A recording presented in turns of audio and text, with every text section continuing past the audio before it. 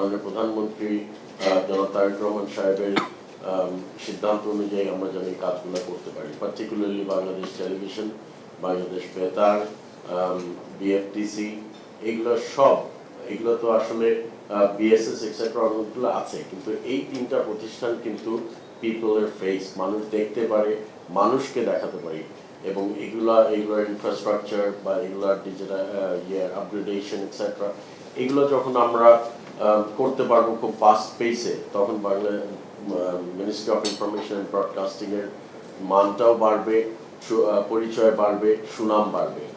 তার সাথে সাথে বর্তমান সরকারের সুনাম বাড়বে, বাংলাদেশ সরকার কি কি করছে, এই মিনিস্ট্রি কি কি করছে, মানুষ আরো সুন্দরভাবে জানতে পারবে। কাজে আমি আপনাদেরকে আহ্বান জানাবো, এখন থেকে আমরা যেন খুব ফাস্ট পেসে কাজ করি। আমরা যেই সিদ্ধান্ত মিনিস্টার সাহেব নেবেন আমরা নিব, সেই সিদ্ধান্তগুলো ইমপ্লিমেন্ট করার জন্য যা যা করার প্রয়োজন আপনারা বিধান মেনে, নীতিমালা মেনে সেগুলা অবশ্যই দ্রুত বাস্তবায়নের জন্য আপনারা কাজ করে যাবেন।